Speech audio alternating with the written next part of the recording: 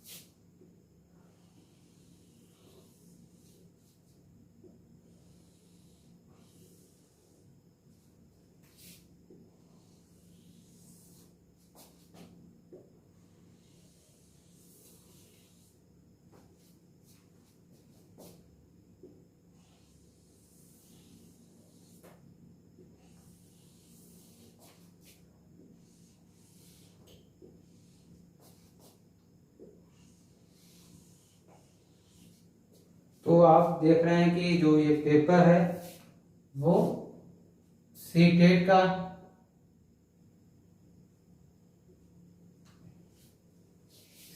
का है।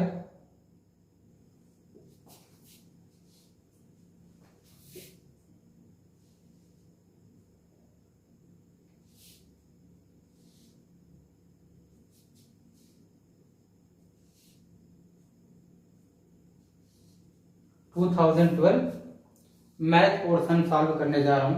इसका पहला क्वेश्चन नंबर लिख करके आपको समझाऊंगा आप कैसे करेंगे। ज़्यादा टाइम न लेते हो क्योंकि पेपर जुलाई में स्टार्ट होने जा रहा है और मैं भी MSc B.Ed जामिया से किया हूँ, तो मैं भी अपनी कोशिश करूँगा। मैं भी 3 बार CTET क्वालिफाई हूँ, UPTET क्वालिफाई हूँ, अपर भी लोअर भी। इसी तरह CTET में भी अपर लोअर सब क्वालिफाई मेरा, बिहार टेट भी क्वालिफाई है और मैं भी लगातार एग्ज़ामों की तैयारी कर रहा हूँ। अपना एक्सपीरियंस कोशिश करूँगा आप लोगों के साथ साझा करूँ और जो चीज़ें मुझे आएगी अपने हिसाब से मैं कोशिश करूँगा कि आप लोगों का भी आसानी से क्वालिफाई हो जाए CTET का। क्योंकि सभी लोग हर तरीके से कोशिश करें किसी न किसी गवर्नमेंट एग्ज़ाम में जॉब पाने के लिए, वो चाहे टीचर हो, चाहे वो किसी और फील्ड में SSC हो, रेलवे हो, JEE हो, UPSC हो, PCS हो, किसी भी एग्ज़ाम में हर तरीके से जो पढ़ने वाले बच्चे हैं वो अपनी कोशिश कर रहे हैं और बहुत सारे बच्चे उसमें कामयाब भी होते हैं। कुछ लोग बच्चे कामयाब नहीं, फिर कोशिश करते हैं, फिर कामयाबी उनके हाथ लगती है। तो मैं चल रहा हूँ क्वेश्चन की तरफ और क्वेश्चन बताने की कोशिश करूंगा। मैं सेकंड है पेपर सेकंड मैथ। तो इसका पहला जो क्वेश्चन है, पहला क्वेश्चन ये कह रहा है विच ऑफ द फॉलोइंग। मैं ये WF का मतलब which of the following fraction पूछ रहा, इनमें से कौन सी भिन्न, which of the following fraction 3/8, 4/5, 31/40, 9/20, 7/20 is greater than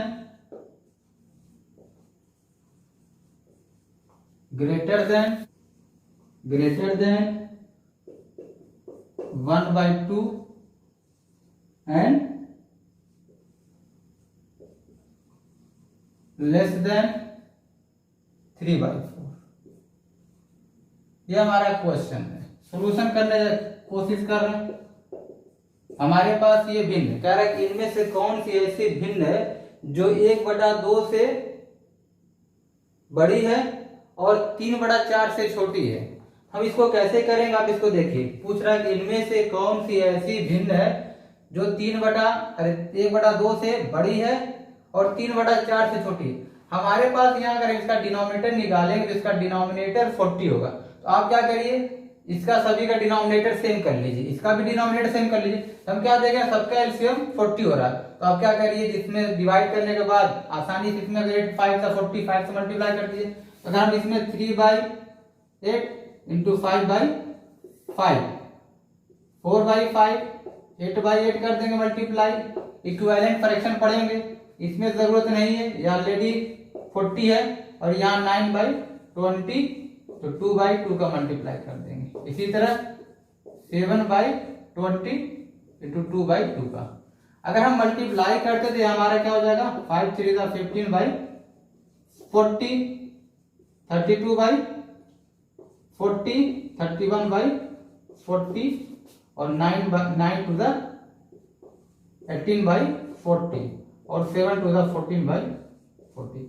ये हमारे पास आ गया। और हम क्या करेंगे, इसमें भी मल्टीप्लाई करेंगे। हमारे पास कौन सा नंबर है, 1/2 है। तो 1/2 में क्या करेंगे, 20/20 का मल्टीप्लाई करेंगे।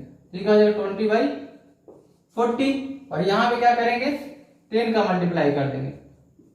तो क्या हो जाएगा, 10 3 30/40। अब कह रहा है कि देखिए इससे बड़ा होना चाहिए, इससे छोटा होना चाहिए। अब आप खुद चेक कर लीजिए। आप इसको पहले क्या करिए, असेंडिंग ऑर्डर में कर लीजिए, बढ़ते हुए क्रम में कर लीजिए। अगर हम इसको बढ़ते हुए क्रम में करेंगे तो हमारे पास 14 सबसे छोटा, 14 15 18 उसके बाद 31 32 सबके डिवाइडेड बाई 40 है।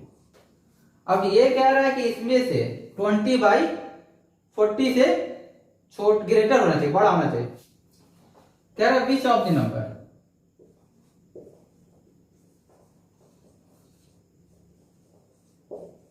Which of the number -20 -3/4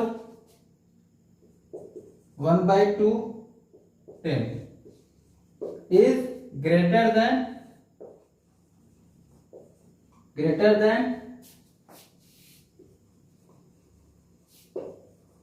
its own square। कह रहा कौन सा ऐसा नंबर है, कौन सा इन सब में ऐसा नंबर है जो अपने ही स्क्वायर से बड़ा हो। अब हमारे पास पहला नंबर क्या है, -20। -20 का अगर स्क्वायर करेंगे तो -20 का स्क्वायर क्या हो जाएगा, 400। तो ये तो है नहीं, ये नंबर इससे क्या है, छोटा है, यानी -20 इज लेस देन -20 का स्क्वायर। क्योंकि हम इसको क्या लिख सकते हैं, -20 इज लेस देन 400। ये तो पॉसिबल है नहीं, क्योंकि -20 इससे क्या है, छोटा। और हमें क्या पूछ रहा है, कौन सा ऐसा स्क्वायर है जो अपने ही नंबर से बड़ा हो। दूसरा क्या है, -3/4। -3/4 का अगर हम स्क्वायर करेंगे तो ये हमारा क्या जाएगा, 9/16। 9/16 ये हमारा नेगेटिव नंबर है, ये पॉजिटिव नंबर, तो ये ऐसे ही छोटा हो जाएगा। तो -3/4 इज लेस देन 9/16। अब चलते हैं थर्ड हमारा क्या, 1/2। 1/2 का स्क्वायर करेंगे तो 1/4 आ जाएगा।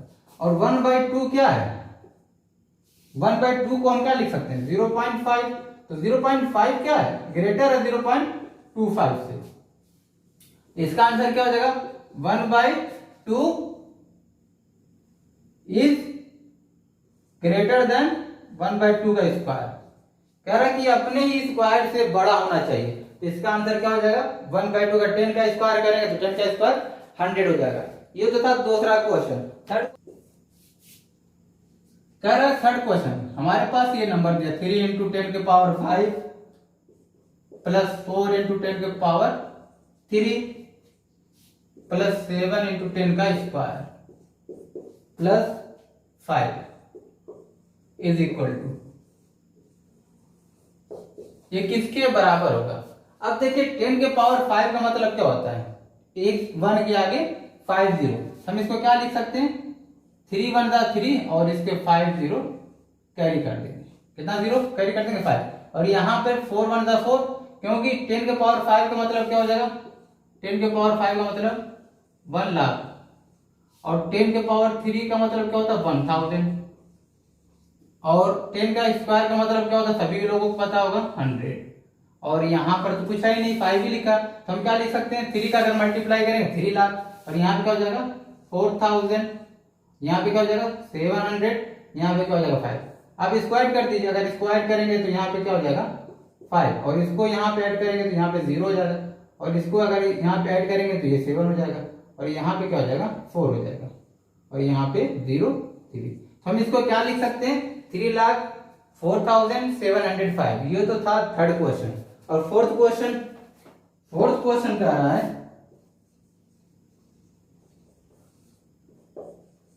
सम of two numbers is 32 if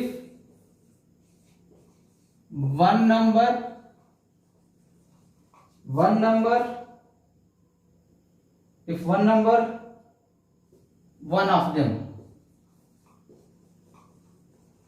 of them is -36, then the other number. ये हमारे पास क्वेश्चन है, तो हम इसको सॉल्यूशन कैसे करेंगे। कह रहा है कि किसी दो संख्याओं का जो योग दिया वो 32 दिया, the sum of two number is 32, यानी किसी दो संख्याओं का जो जोड़ दिया है वो 32 दिया, और इनमें से एक संख्या दे दिए, इनमें से एक संख्या क्या दे दिए -36, तो दूसरी संख्या पूछ रहा है। हमारे पास एक संख्या दे दी, एक संख्या कितना दे दिए -36, यानी हमारे पास जो है फर्स्ट नंबर है कितना है -36, हमें दूसरी संख्या निकालनी है, हमें सेकेंड नंबर फाइंड करना है। अब इसको मैं बहुत आसान तरीके से बताने की कोशिश करूंगा कि आप लोगों को आसानी समझ आ जाए। अब क्या कह रहा है, एक संख्या प्लस दूसरी संख्या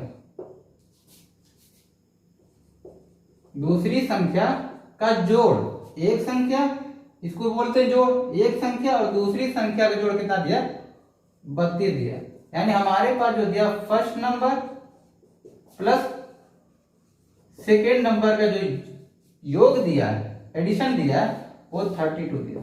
अब हमारे पास क्या है, एक नंबर है, हमारे पास एक संख्या कितना दे दिया -36, एक दे दिया कितना -36। अब -36 दे दिया और हमें दूसरी संख्या पता करना 32।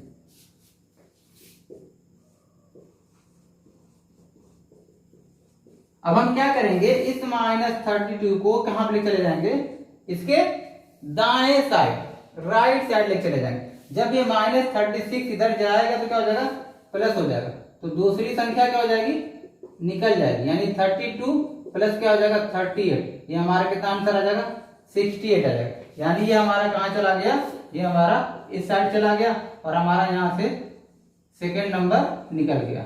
32 प्लस 36 कितना आंसर आ जाएगा 68 आ गया। अब नेक्स्ट क्वेश्चन की तरफ बढ़ते हैं। क्या कह रहा है, इन 2010 में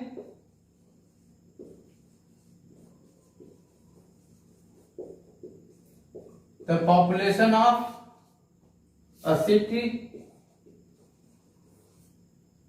is 30.3 million. This number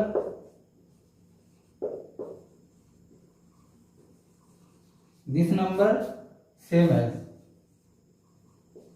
मैं ऑप्शन नहीं लिख रहा हूं, डायरेक्ट सोल्यूशन कर रहा हूं, उसी का आपको सॉल्व करके बता रहा हूं मैं। इसका पूछ रहा है कि 30.3 मिलियन किसके बराबर होगा। ये क्वेश्चन रिपीटेड है, ये काफी बार सीटेट के एग्जाम में पूछा जा चुका है। सॉल्यूशन कैसे करेंगे? तो देखिए पहले ये समझ लेते हैं, ये मिलियन आ रहा है। मिलियन किसे कहते हैं? मिलियन को हम लोग हिंदी में लाख बोला जाता है, 10 लाख, लाख नहीं 10 लाख बोला जाता है। तो 1 million is equal to 10 lakh होता है। क्या होता है? 10 लाख, या आप इसको 10 के पावर 6 भी लिख सकते हैं। और 10 के पावर 6 का मतलब क्या होता है? 1 के आगे 10, 6 0। ये क्या है? 1, 10, 100, 1000, 10,000, लाख, 10 लाख। अब हमें पूछ रहा है ये नंबर 30.3 मिलियन, 3 मिलियन, या आप इसको ऐसे भी लिख सकते हैं 30.3 इंटू 1 मिलियन। और 1 मिलियन की वैल्यू हमारे पास क्या है? 1 मिलियन की वैल्यू क्या हो गई? ये हो गई। हम क्या लिख सकते हैं? 30.3 इंटू 6 0 लगा दीजिए।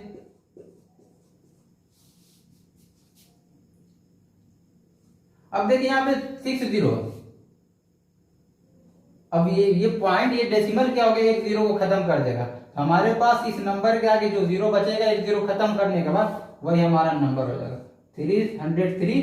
इसके आगे 5 0 लगा दीजिए, ये हमारा आंसर आ जाएगा। ये क्या आ जाएगा? आंसर आ जाएगा। ये हमारा इस नंबर के बराबर होगा। 30.3 मिलियन जो होगा ये हमारा इसके बराबर होगा। कितना हो जाएगा? 3 करोड़ 30 लाख हो जाएगा। अब नेक्स्ट क्वेश्चन नंबर 6 कह रहा है यदि a क्यूब बराबर 1 + 7, ये भी क्वेश्चन रिपीटेड है, ये भी बार बार पूछा जा चुका है। और 3 का क्यूब इक्वल टू 1 + 7 + b, 4 का क्यूब इक्वल टू 1 + 7 + c। और हमें यहां पे पूछ रहा है, किसकी वैल्यू पूछ रहा है? a + b + c की वैल्यू पूछ रहा है, हमें इसकी वैल्यू पूछ रहा है। हम क्या करेंगे? पहले इसको सॉल्यूशन करेंगे। a क्यूब इक्वल टू हम क्या लिख सकते हैं? 1 + 7 का मतलब क्या होगा? a क्यूब इक्वल टू 8 हो गया। और 8 किसका क्यूब है? a क्यूब इक्वल टू 2 का क्यूब। ये क्यूब से क्यूब क्या हो जाएगा? कैंसिल आउट हो जाएगा। हमारे पास a की वैल्यू क्या आ गई? 2 आ गई। हमें क्या करना है? b की वैल्यू निकालना है। अब ये देखिए किसके बराबर है? a क्यूब के बराबर है। तो आप यहां पर भी रख सकते हैं, ना तो आप इसको माइनस कर दीजिए। 3 का क्यूब इक्वल टू 1 + 7 + b। अब 3 का क्यूब क्या होता है? 27। यहां से 27 - 8 कर देंगे, ये आ जाएगा 19 आ जाएगा। कितना आ जाएगा? इसी तरह वहां पे 4 का क्यूब इक्वल टू 1 + 7 + c। 4 का क्यूब कितना होता है? 64 इक्वल टू 8 + c। यहां से c निकालेंगे तो माइनस कर देंगे, 64 - 8, ये कितना आ जाएगा? 56। हमें क्या निकालना है? a + b + c। a + b + c निकालेंगे तो 2 + 19 + 56, 9 × 15 तो कितना हो जाएगा? 70। कैरी 1, 5 × 6 = 7। कितना आंसर आ गया? 77। ये हमारा आंसर आ गया। क्या आ गया? आंसर आ गया 77। 2 के power 10 - 1 is divisible bye,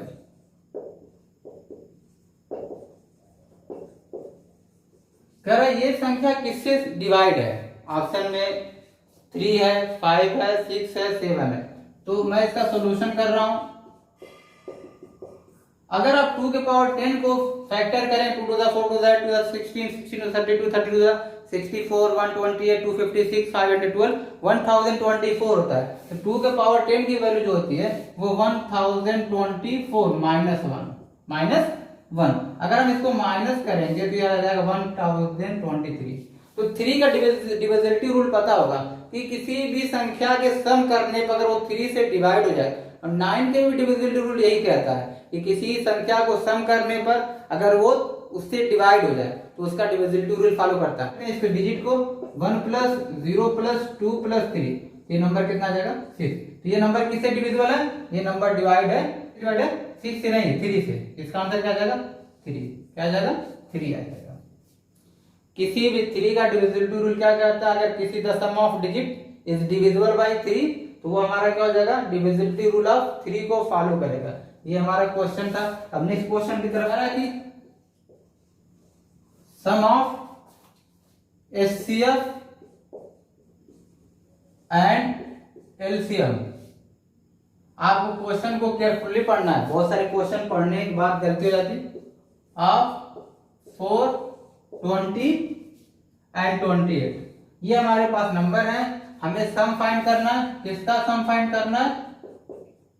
HCF plus LCM का, ये हमें पता करना है, ये हमें फाइंड करना है। अब देखिए 4 को हम क्या लिख सकते हैं? 2 इंटू 2।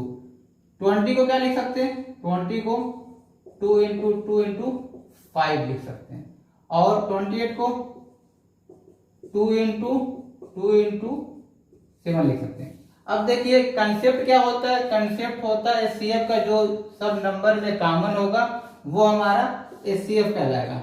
और LCM में क्या करते हैं? सभी नंबर को इंक्लूड कर देते हैं जो कॉमन नंबर के बाद बचता है, जो कॉमन नंबर के बाद जो बचता है उस सब नंबर को इंक्लूड कर लेते हैं। और HCF में जो कॉमन होता है, यहाँ पे 2 इंटू 2 2 इंटू, ये हमारा क्या हो जाएगा?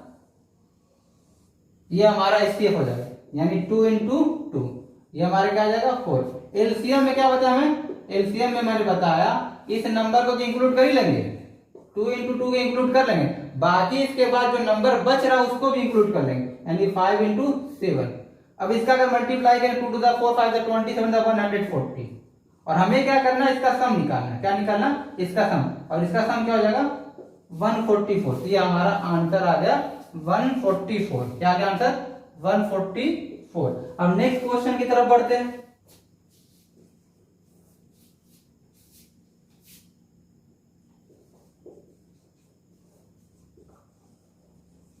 expressed as a percent 0.33 divided by 0.11 is solution। 0.33 divided by 0.11, इसको हम क्या लिख सकते हैं? ऐसे भी लिख सकते हैं 0.33 डिवाइडेड बाय 0.11। देखिए परसेंटेज में कन्वर्ट करने के लिए 100 का मल्टीप्लाई करते हैं, तो हम क्या करेंगे? ये डेसिमल से डेसिमल कैंसिल आउट हो जाएगा, 33 बाई 11 इंटू क्या कर देंगे? 100%। 11 3 दा 3, तो कितना जाएगा? 300%। ये इसका आंसर आ गया। क्या आ गया? आंसर आ गया। अब आगे चलते हैं। ये बहुत ज्यादा इंपॉर्टेंट है, बहुत सारे एग्जाम में पूछा जा चुका है। इसका जो नेक्स्ट क्वेश्चन है ये कह रहा है सम ऑफ, ये बहुत ज्यादा इंपॉर्टेंट है।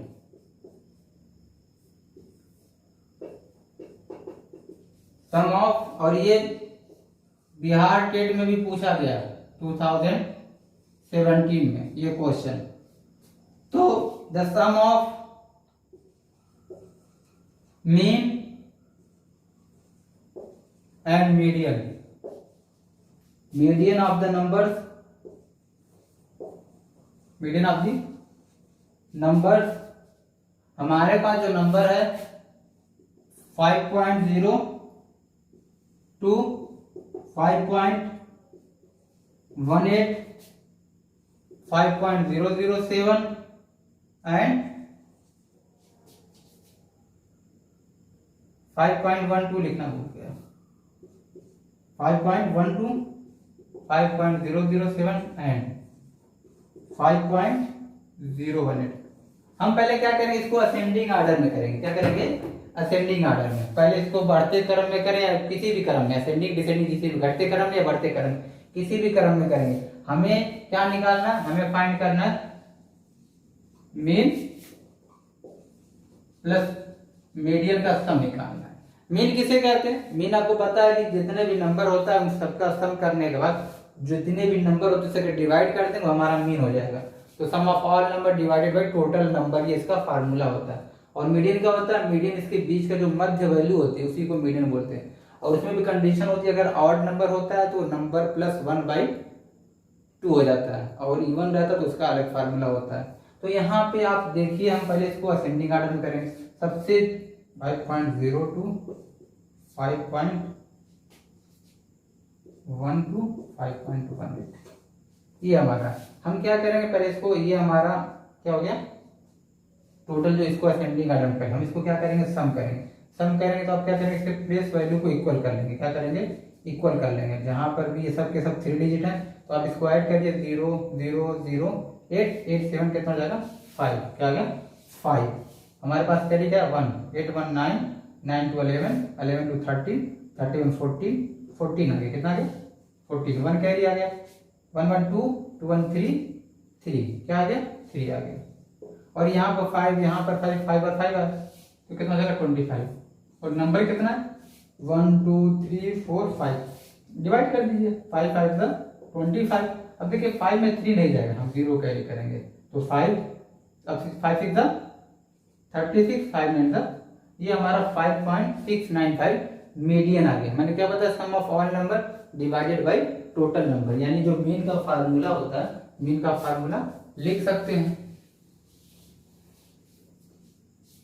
मीन को x बार से डिनोट करते हैं, समेशन x बाय f ये होता है। या आप इसको n भी लिख सकते हैं, sum of all number divided by total number, ऐसे भी लिख सकते हैं, summation fx upon summation f, या समेशन x अपॉन n भी लिख सकते हैं। ये एक फार्मूला होता है। अब जब मीन निकालेंगे, मीडियन, और यहाँ पे जो n है देखिए 5 है, 1 2 3 4 5 ऑड है, और ऑड के लिए मीन का जो मीडियन का फार्मूला होता है n + 1/2, और यहाँ n क्या है, 5 है, तो ये हमारा हो जाएगा 6/2, यानी हमारा आ रहा है थर्ड टर्म। क्या आ रहा है, थर्ड टर्म। और थर्ड टर्म यहाँ पे क्या है, ये देखिए ये third term, first second third, ये थर्ड टर्म। हम क्या करेंगे, इसको और इसको ऐड करेंगे, 5.020 प्लस 5.069, इसको ऐड करेंगे तो हमारा क्या हो जाएगा, 9। क्या हो जाएगा, 9 और 2 में 6 8 0, तो ये इसका आंसर क्या आ जाएगा, 10.089, ये इसका आंसर आ जाएगा। अब आगे की तरफ, ये भी इंपॉर्टेंट क्वेश्चन है। कह रहा है कि 2 स्क्वायर है, सम ऑफ, यहां पे कह रहा है 2 स्क्वायर ऑफ साइड, 2 स्क्वायर है, एक की साइड 1 सेंटीमीटर है और दूसरा स्क्वायर है, उसकी साइड 2x + 1 सेंटीमीटर। अब कह रहा है सम ऑफ देयर पेरीमीटर, इसका पेरीमीटर और इसका पेरीमीटर। इसका जो पेरीमीटर किसे कहते हैं, पहले पेरीमीटर समझ लीजिए। जो इस आपको ये सर्कल की बाउंड्री, जो बाउंड्री नजर आ रही है, ये जो बाउंड्री काला काला आपको नजर आ रहा है, किसी भी फिगर का पेरीमीटर हो चाहे सर्कमफ्रेंस हो, उसके बाउंड्री को ही पेरीमीटर बोलते हैं। तो देखिए जब इसके पेरीमीटर की बात करेंगे, पेरीमीटर ऑफ फर्स्ट स्क्वायर, ये पेरीमीटर और इसका पेरीमीटर, जब इसके पेरीमीटर की बात करेंगे, पेरीमीटर ऑफ सेकंड, तो ये कह रहा है कि यहाँ पे जो दिया पेरीमीटर दिया है वो 100 दिया है, यानी P1 + P2 = कितना दिया, 100 दिया। हमें ये नहीं पता कौन सा पड़ा, मैंने फिगर ऐसे ही बना दिया, फिगर की तरफ तो जैसे लग रहा है ये वाला बड़ा, बट हमें पूछ रहा है कौन सा फिगर बड़ा। अब देखिए आप सभी लोगों को पता होगा कि स्क्वायर में 4 साइड होती है, और 4 साइड जो होती है, there are 4 side are equal, सभी के सभी साइड इक्वल होते हैं, ईच एंगल भी 90 डिग्री होता है, ईच डायगोनल भी इक्वल होता है, ये इसकी प्रॉपर्टी होती है। तो इसका जो फार्मूला होता है 4 × a होता है, और इसका भी फार्मूला 4 × a ही होगा। तो यहाँ पर जो इसका फार्मूला होगा 4 × a1 कर दीजिए प्लस 4 × a2 100, और यहाँ पर जो a1 दिया है x दिया है, तो हम क्या लिख सकते हैं 4x, और यहाँ पे जो ये दिया है ये 2x + 1 दिया, और इन दोनों का सम 100 दिया। अब देख रहे हैं कि यहाँ पे 4 कॉमन है, जब आप 4 कॉमन लेंगे हमारे पास क्या बचेगा, x + 2x + 1, 2x + 1 = कितना जाएगा 100, और ये देख रहे हैं इससे क्या हो जाएगा, कैंसिल आउट हो जाएगा, कितना जाएगा 25। हमारे पास x और ये x ऐड हो जाएगा तो कितना हो जाएगा 3x हो जाएगा, 3x + 1 = 25। ये कहां चला जाएगा, इधर चला जाएगा तो माइनस हो जाएगा, तो 3x = 24।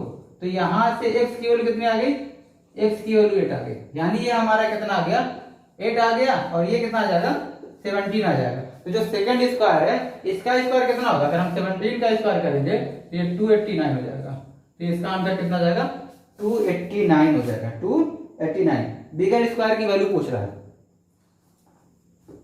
अब आगे चलते हैं, क्या रहा है, इफ दी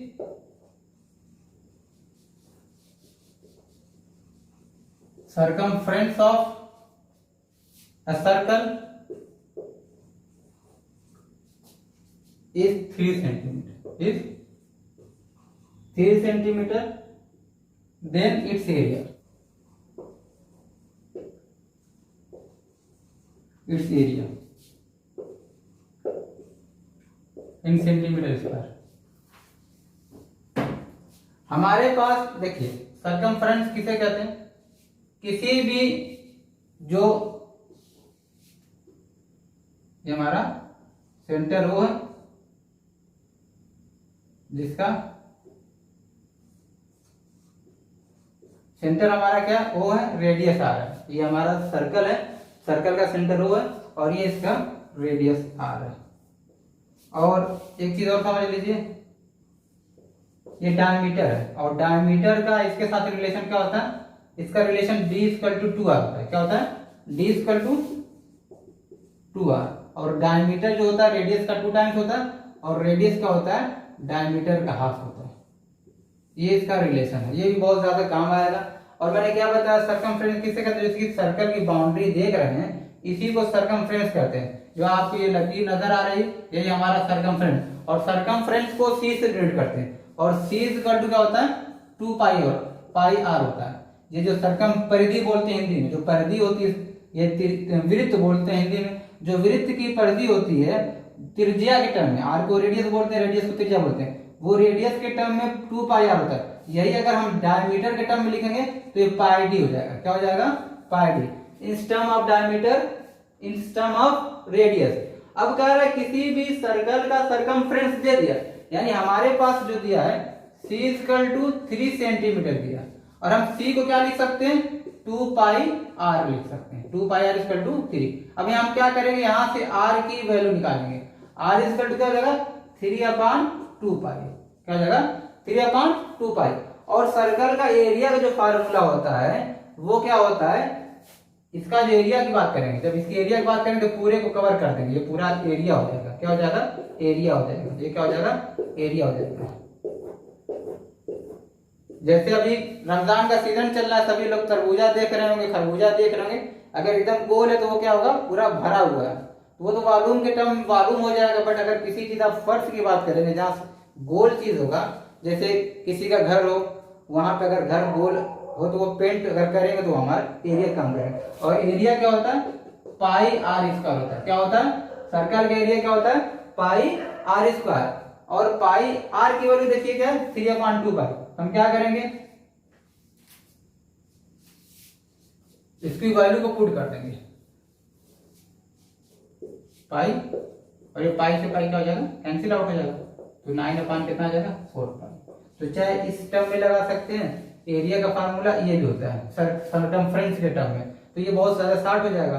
तो आप इसको भी मतलब कि बहुत ज्यादा शॉर्ट करने के लिए अगर ऐसा फार्मूला दें तो एरिया का फार्मूला जो होता है r/2 इंटू सर्कमफ्रेंस, ये क्या हो जाएगा सर्कमफ्रेंस के टर्म में। तो यहाँ पे अगर सर्कमफ्रेंस की वैल्यू पुट करेंगे तो डायरेक्ट इसका आंसर आ जाएगा। यहाँ पे r की वैल्यू हमने यहाँ से निकाली भी है 3/2 पाई, तो आप 3/2 पाई, तो और इसकी वैल्यू 3 दिया तो 3/2 और यहाँ पे 2 ऑलरेडी है, तो मल्टीप्लाई करेगा तो 9/4 पाई आ जाएगा। आज के लिए मैं रहने ही दे रहा हूँ। अब जो इसकी नेक्स्ट वीडियो होगी इसके 10 क्वेश्चन मैं करा दूंगा। पहले 20 क्वेश्चन आते थे, अब तो 15 क्वेश्चन जो है मैथ के आते हैं, 15 क्वेश्चन पेडागोजी के आते हैं। तो आज के लिए मैं यहीं पर इस वीडियो को समाप्त कर रहा हूँ। आप सभी लोगों का धन्यवाद। मैं आप सभी लोगों से फेवर चाहता हूँ। मैं कोशिश कर रहा हूँ कि और भी सब्जेक्ट टीचर जो है उनको भी ले आ सकूँ।